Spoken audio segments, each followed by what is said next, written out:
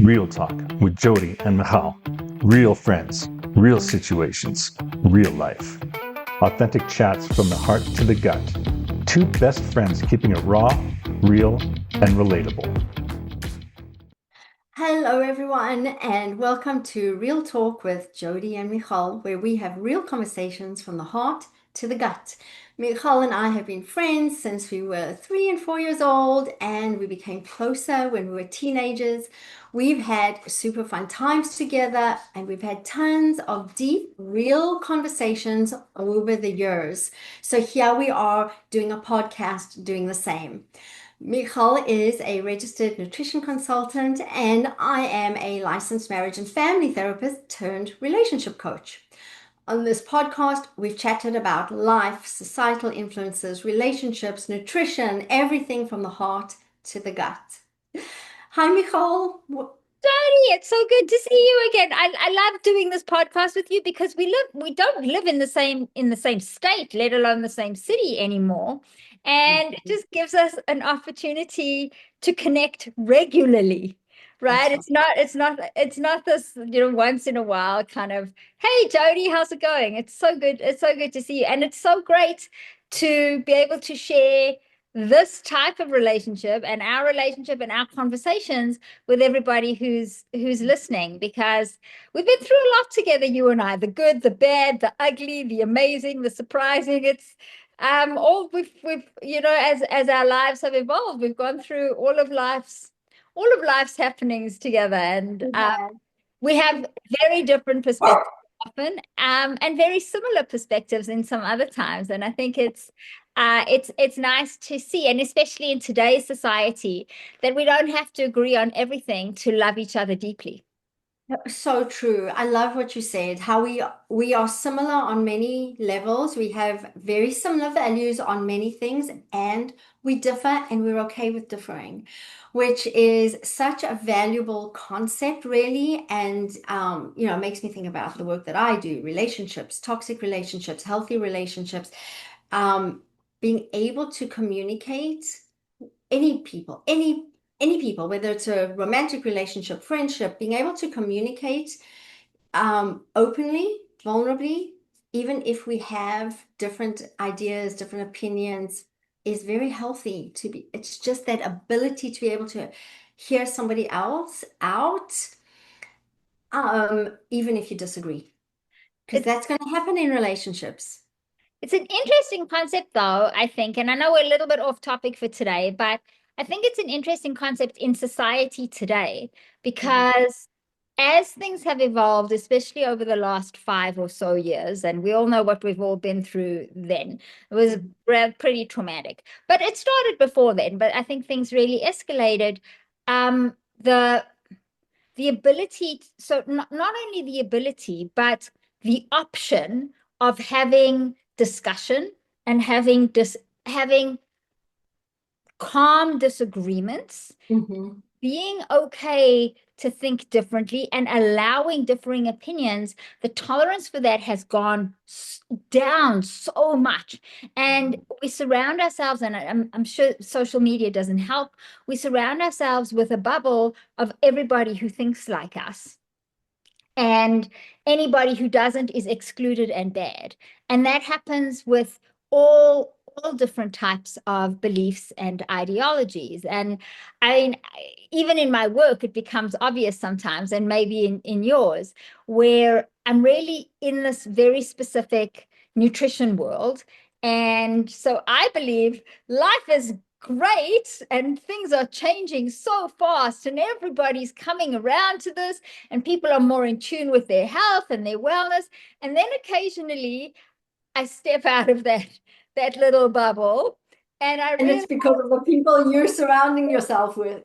not so much. And one of the things that I've noticed, especially on my Facebook page, more than anything else, which everybody is welcome to go and check out. It's Michal Offer Lifestyle and Wellness, and I post stuff every day. But what I've noticed is the intolerance for that people have for disagreeing with me.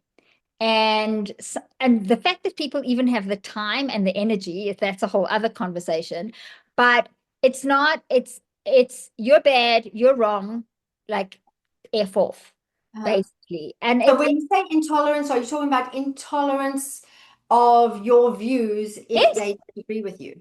yeah, if As they opposed to going, really? Like that's interesting. I wouldn't have thought it that way. This is what I think. yeah, and it's you know, and it's interesting when it comes home to roost. I always make a joke and I say, "Oh my goodness, you know you've made it when you have haters." Um, True but story. it's jarring. It's truly jarring. Not that it's not that I take, some keyboard warrior to heart, or it's not that I start doubting myself. I don't. I have a lot of confidence and faith in what I do. I've done it for almost 20 years now. It's a long time, but it's jarring. It's simply it's this no, like it's the shut you down, no, like cancel culture, right? No, like you're dumb. You're Mhm. dumb. No. Mhm. And it's a very interesting phenomenon that we live in. So the point of the whole long lecture is I appreciate that we can agree to disagree, and it's Yes. to agree, Yes. 100%, Michal. It's so true. right? Yeah. And I think a little bit more of that, people might find a little bit more peace and happiness within themselves. If they can If they can agree, learn to disagree. learn to tolerate learn to Mhm. tolerate differences, because Mhm. intolerance of difference is really stressful, right? Just the thoughts of that are really like the consuming thoughts of, you're bad, you're wrong, you're evil. How do I cut you out? All of that, it's Mhm. not, it's not, as you Mhm. know, even in a relationship, it's not healthy. It's Yeah. coming to terms with the fact that we're not all, you and I know we're not all Jewish South Africans. Yeah, yeah. And we're not all the same, and people are going to be different. And yeah, I think you were going on the lines with what it takes to be intolerant can potentially leave a person feeling angry, frustrated, anxious, worried. Yeah, I hear you. Versus being able to have conversations with another person about the differences. I mean, this is my wheelhouse. This is what's so important to me Right. is being able to have, because I work with women in romantic relationships. So, and I will always say how important communication and vulnerable communication is. Communication isn't just being able to have a conversation.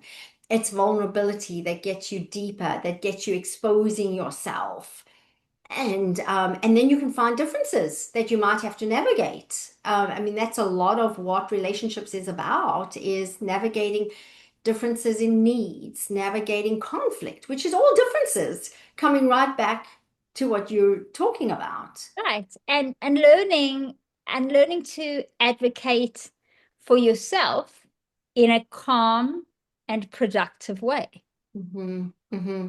So without like talking for yourself without having to put somebody else down, or to cancel somebody else, or negate somebody else's opinion to make yourself feel better about yours, right? It's truly standing in what you believe. And that's hard, because number one, it's not a skill that we are taught as children very often, especially now. I think a little more in years gone by, because we were left to play and like kind of sort out our social structure a little bit.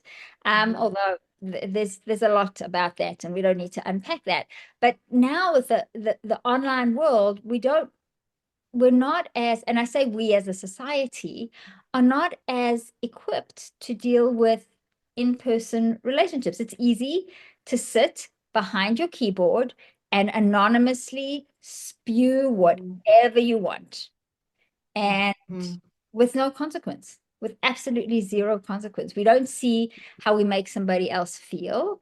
We don't get backlash from it. We don't get ostracized in some way or there's no give and take of that in any way whatsoever. And even if there is, at any point we can just go click, done, Block, follow, click, yeah, block.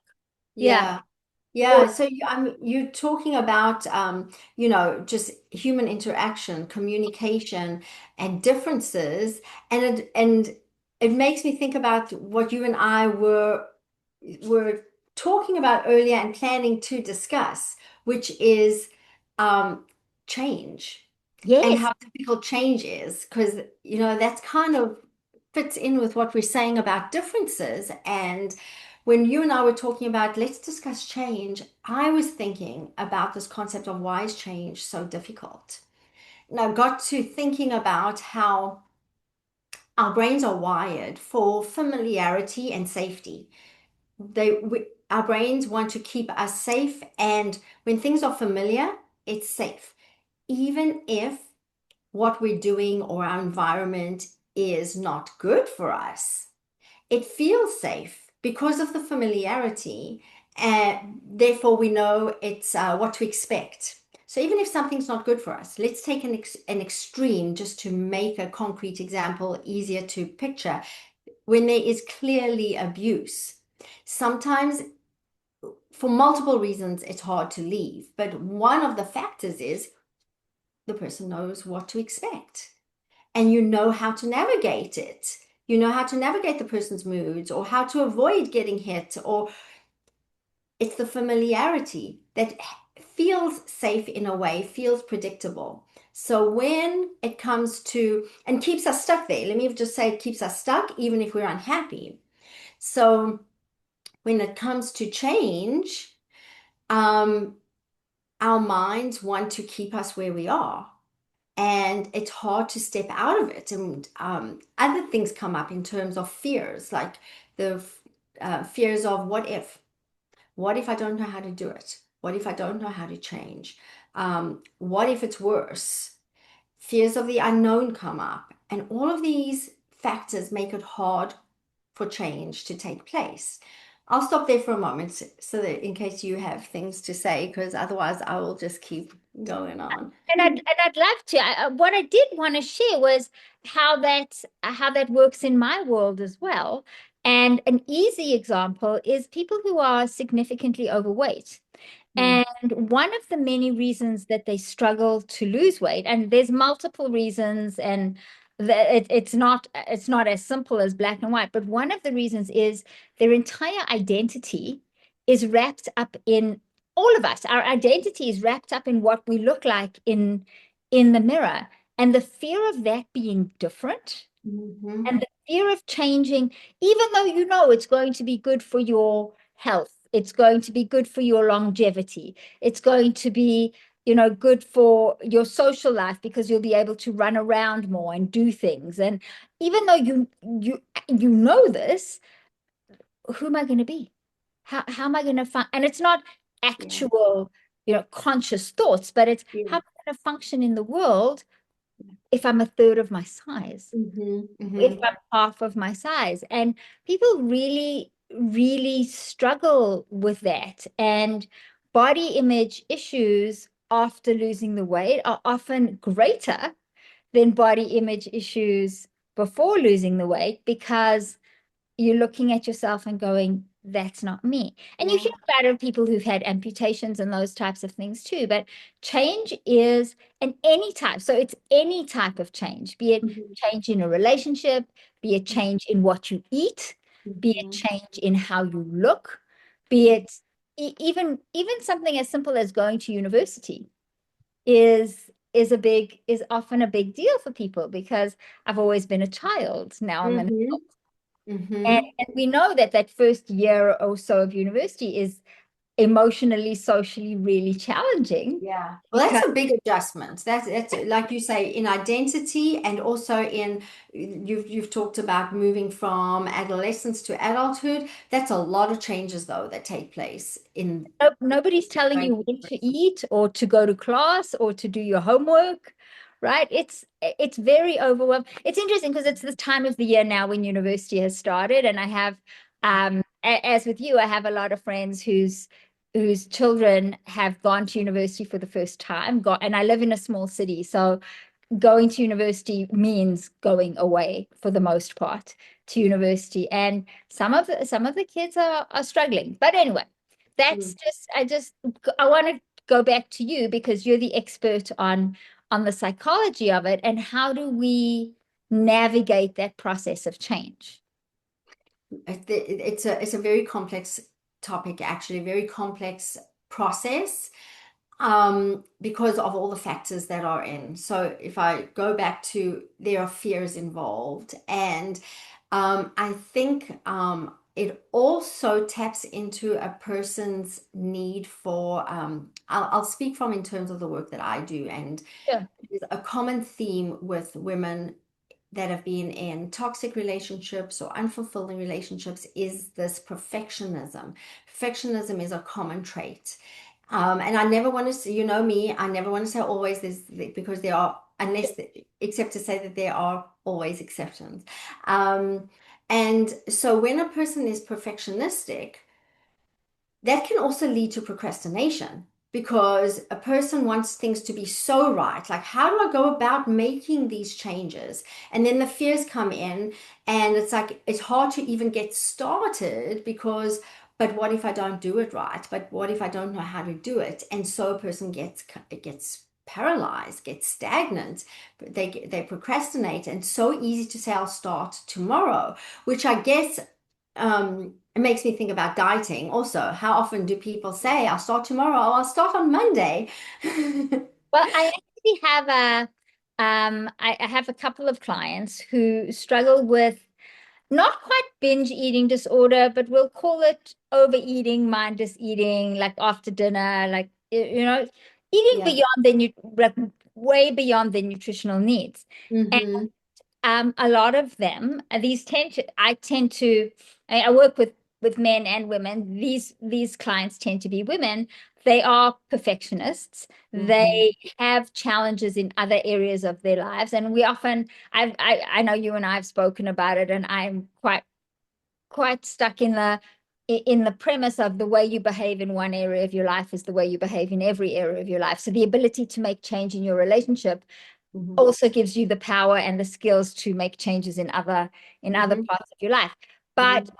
But the concept of decreasing this overeating is a very tough concept. It's I'm either not doing it or I'm doing it. So Ah, if I catch myself starting, then it's yeah, done and I'm just going to go nuts. As yeah. opposed to catch myself starting and making some change Mhm. to stop Mhm. and do something else. And I have lots of strategies in place to do that. But for the perfectionist mindset, Mhm. it becomes very challenging Mhm. because it's this all or nothing, black or white Exactly what I was about to say. thinking, Yeah. right? And it's I'm either on it, as with a diet, right? I'm either on it or off it. Well, Yeah, no, there's a yeah, spectrum to it. And if you yeah. make a bad choice, it doesn't mean you have to make two bad choices or five bad choices, right? Some Mm-hmm. of us make a bad choice and we recognize it and move on. But changing Yeah.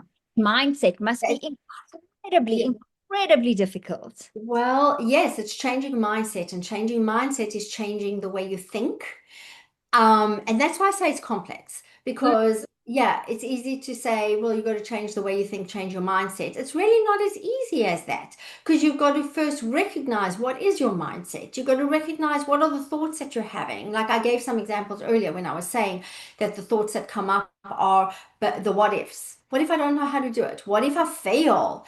Yeah, so what if? So what if you fail? What is failure? You have to kind of dive into what all of that means to you.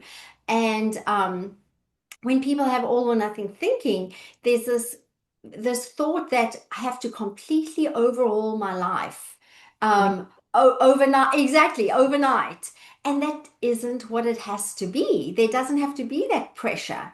Um, because that will lead to, just like we said, procrastination or overdoing it and burning out.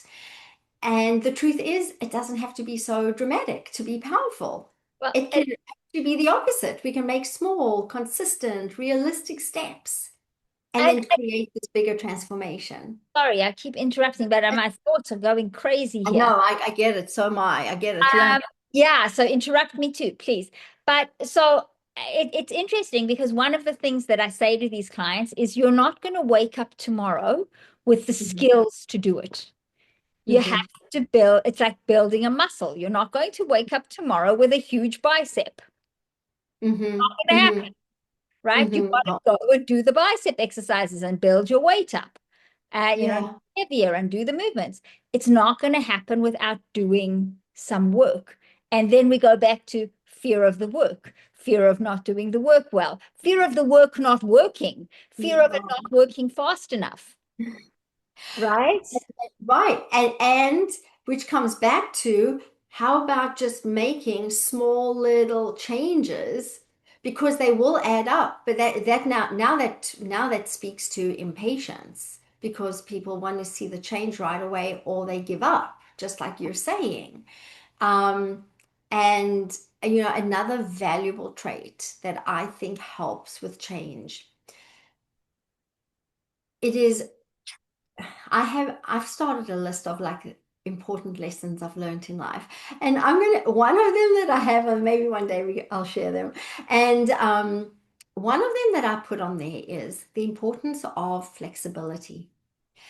I think that when people can be flexible, which means flexible in the way you think, flexible in being willing to change, it opens up the ability to make changes.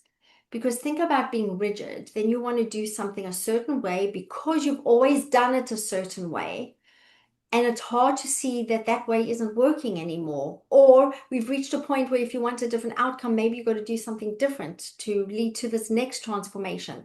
Flexibility is so super important to make changes. So how do you, and I'm saying this for my own benefit, for the benefit of my clients, as well as for the benefit of everybody listening. Mhm. How do you take somebody who's a black and white thinker, Mhm. which generally I would say means you are quite rigid, Mhm.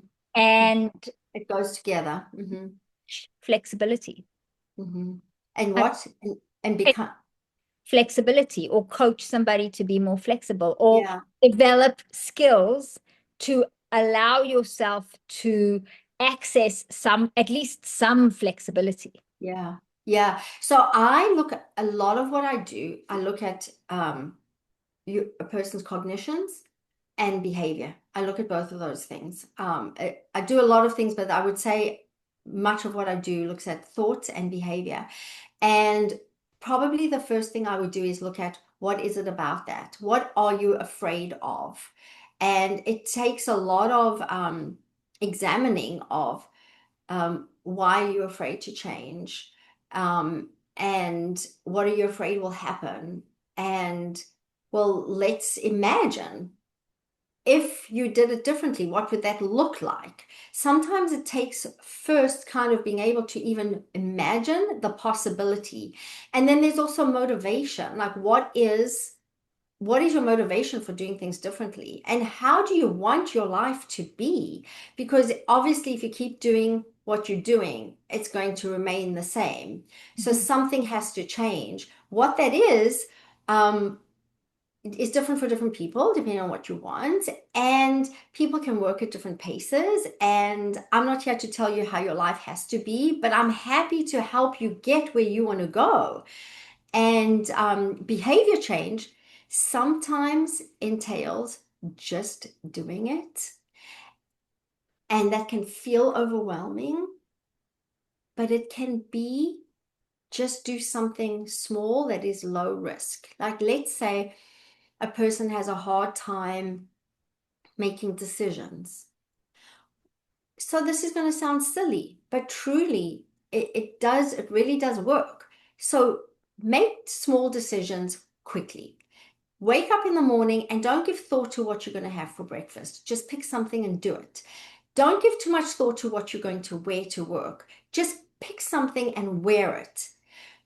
And then reflect on it afterwards, because odds are you will find that you felt just fine in what you chose to wear. that you're relieved that you were able to just not overthink it. And you will see the value in being able to do something different, be flexible, change your mindset, and just do it without letting those fears pop in your head. And what's the worst that happens? You wear something, you didn't feel good in it, in this example. Well, you're going to learn something as well. Like, why didn't I feel good in it? Well, I never really liked that top to begin with. Well, then why do you have it in your closet? Make that change. So this is it seems like a silly example, but it actually gives you quite a concrete example of how you can make decisions without letting it be too scary, and how you can actually learn so much from that decision that you make. True. And I would want to add to that the first time you try it, it might not work. The second time you try it, it might not work. But you have to, and by might not work means you put it on, you go downstairs and you can't, you have to go up and change. Uh-huh. Uh-huh. And understand that that's okay. There's a learning process in that. The work comes. Everything has a learning process, because you can examine why it was so hard for you and how uncomfortable it felt having to keep changing, having to keep going back to your closet and changing. Is it worth it? There's lessons in every failure. And that, I think that's the toughest part for people, especially for the black and white thinkers, for the all or nothing perspective, is the failure, the immediate failure once can often or can sometimes automatically disqualify the entire attempt at behavior change. That's like saying, I wasn't able to speak up. I've been trying, I really want to be able to speak up in my relationship. I wasn't able to, so I'm just giving up on it. Well, that's not helpful.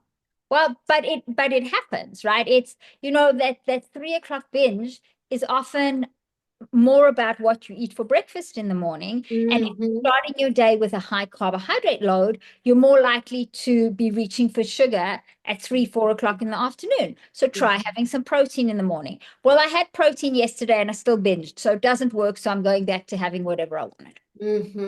Right. So just perspectives in both of our, and doing it once, it doesn't do anything. There's benefit in repetition, and there's benefit in consistency. And people often say to me, what's the diet that works best, or the eating plan that works best, or the workout that works best?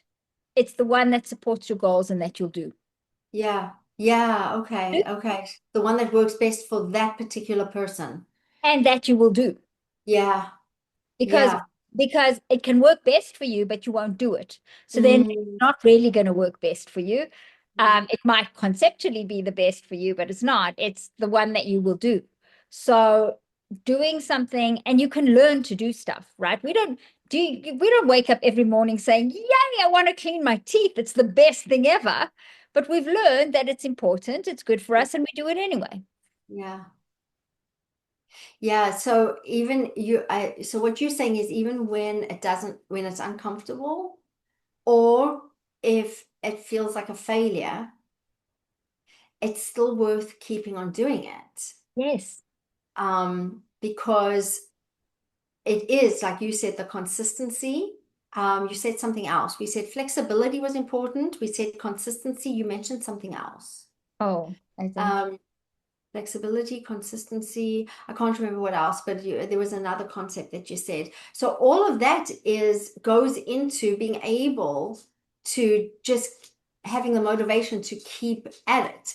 It's really, it's a metaphor for that cliche of life is a journey. I know I hate saying it because it's so cliched, but it's so true, because what you're talking about really points to that just because you failed, or just because it was difficult, or just because you couldn't do it at first, that's how it goes. It's a process. Helping women change patterns in relationships. It's not about only changing relationships.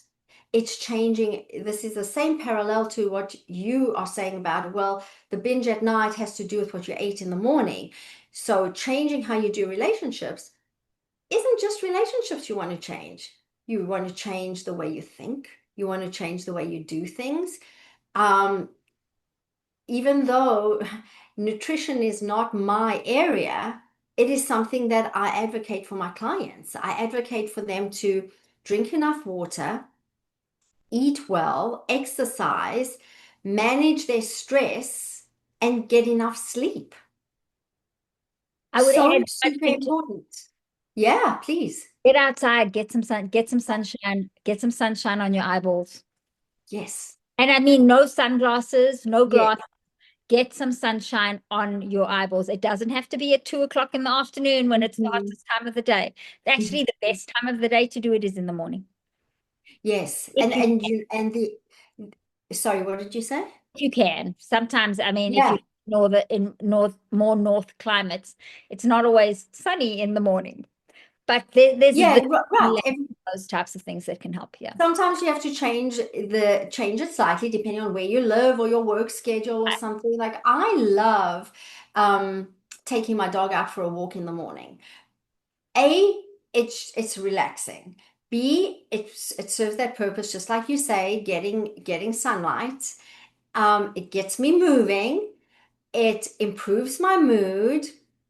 It has all these positive effects, and it tells your body the day is beginning with sunlight, because your circadian rhythm gets put onto the right track, so that later on you're sleeping because your body knew in the beginning of the morning the sun is up. I'm going to add a little tip for everybody, simply because we're talking about walking.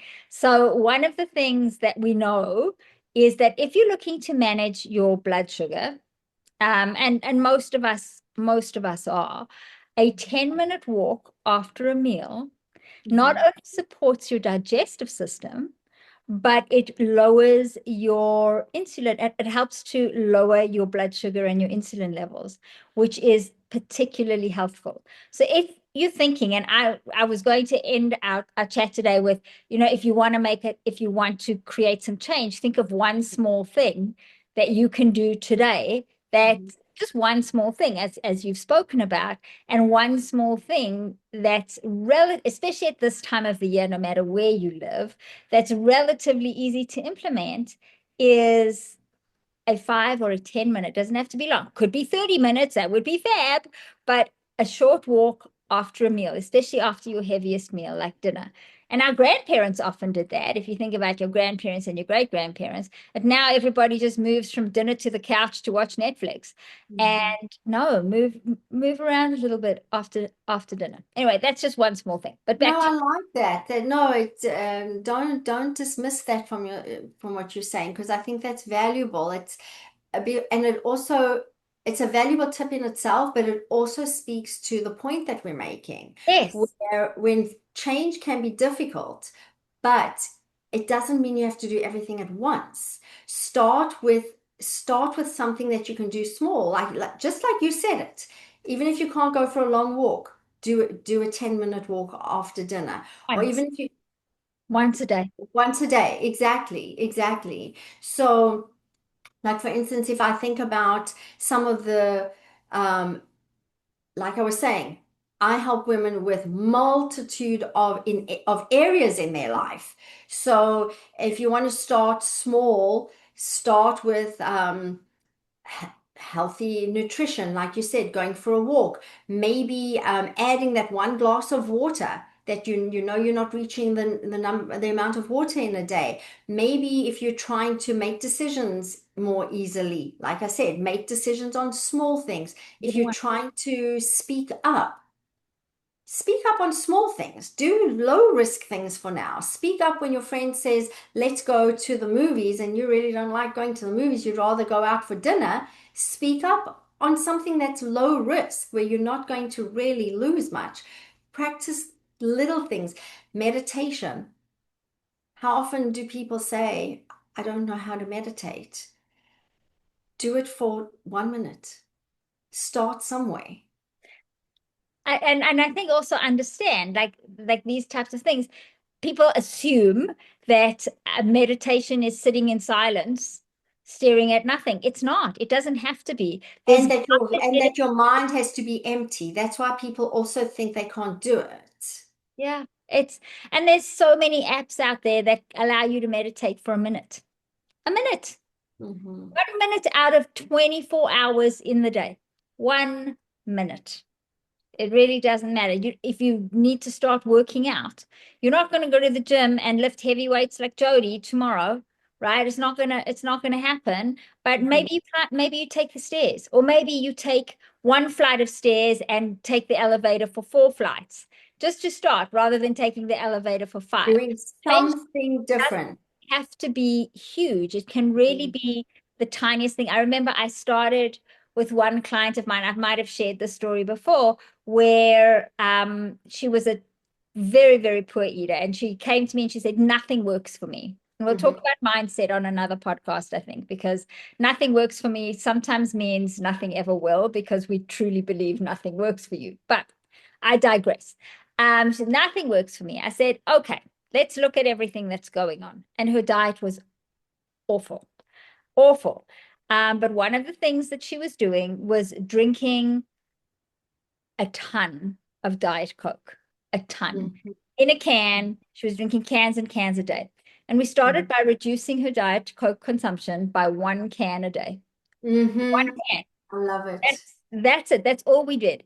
Yeah. And now, and this is a while later, it's been a journey. It took us a long time.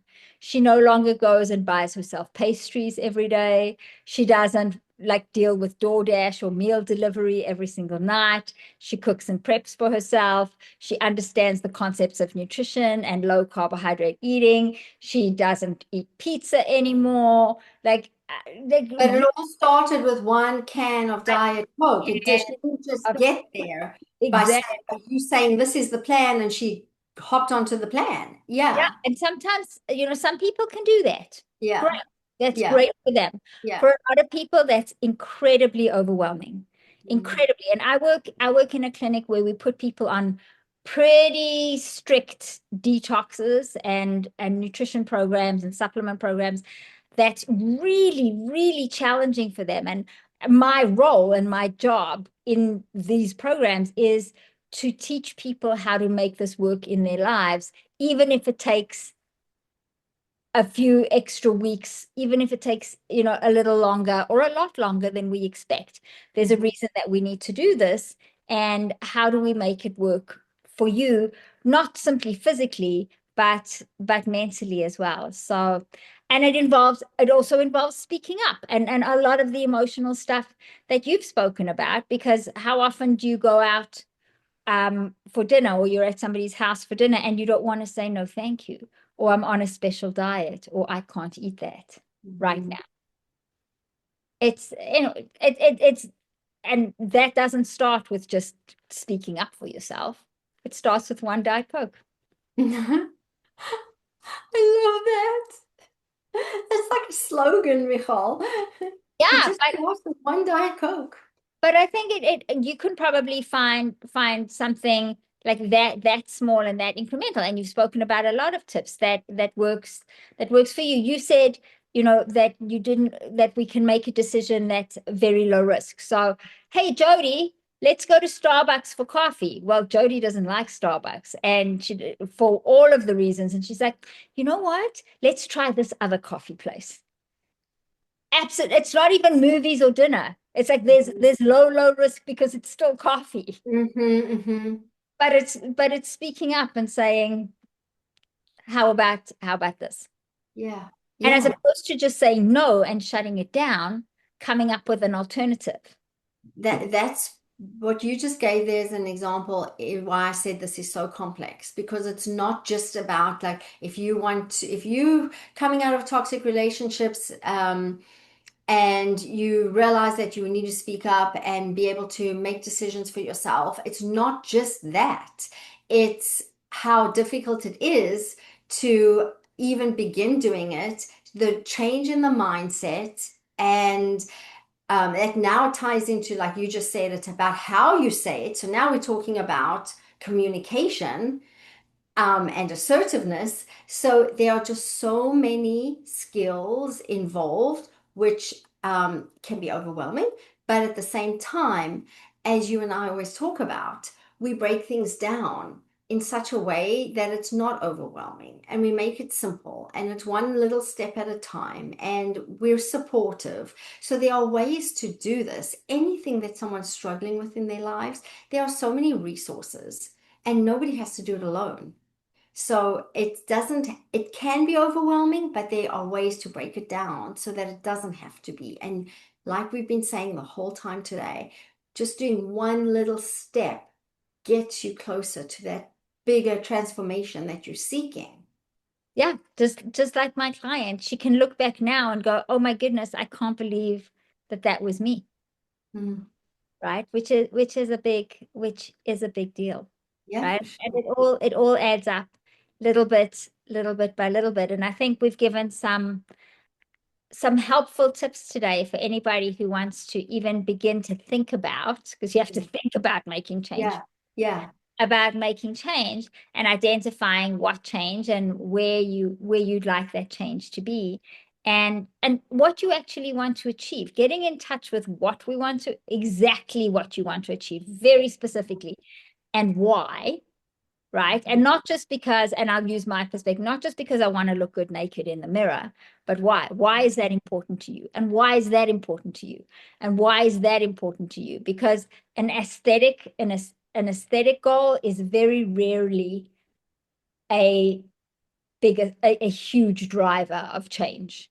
Something has to be deeper. And especially for people who are struggling with trust issues, or speaking up issues, somebody who's neutral to offer guidance and accountability, I think, is really important. And that's where working with a coach is or getting into a coaching group Mhm. can be really, really helpful, because again, it's low risk. These people don't, I mean, we might worry to some degree, but it's not the same. We're not emotionally invested in the person. So it's not like you're asking your best friend or your spouse or somebody for accountability and support.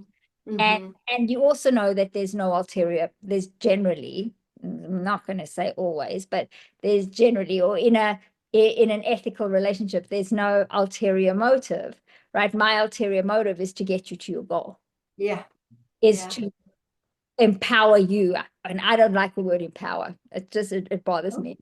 But it's to give you the skills, Mhm. and the ability to reach your goal. Yeah. So I think that's a good place to end it. I'm sure you have something that you want to add to that. Well, I feel like I feel like we have tied in the points and the similarities with what you and I do. Yeah. And I like that we have given some tips and tools to our audience to be able to practice. And I just want to offer that if anyone has questions, to put it down below, and we'll get back with them. Yeah, And I absolutely. would love to know if which of the tips that you and I have given today have been helpful or have been a jumping point, even if it's a jumping point to a decision that you're making of how you're going to change or something you're going to try. And let's make changes. Let's see the changes that people are making. Love it. And I wouldn't even say a jumping point. I would say a teeny tiny little hopping point. And also, if anybody was interested in exploring the work that you do or the work that I do, we have links down below on how to get in touch with us, and we can discuss our programs and our services a little more if our type of accountability lands or resonates Yeah, with you and your needs. So yeah. we're happy to answer all questions. Comments help so much. And don't forget to give us a thumbs up, and subscribe to the channel so that you always know when we're getting a new episode. And again, that helps us reach more people. That helps us reach you. And share this with anybody that you think will find it helpful in some way. And even if you want to be a keyboard warrior, we'll know we've made it when we have haters. No, I'm kidding. Yeah, any feedback's welcome. And I can be found on Facebook, Jodi Greenblatt Coaching. So yeah, I can be DM'd on Facebook too. So wherever. is Amazing. more. As I said, all of the links to get hold of you and to get hold of me are down below in the show notes. Thanks, Michal. Good to see you again. Jodi, always. And I always, whenever we finish, I always go, oh, that was the best one. No, that was the best one. I love it. And I always learn so much. And I'm sure everybody else learns so much from you too. So have a great afternoon, and everybody else, we'll see you next time. Bye.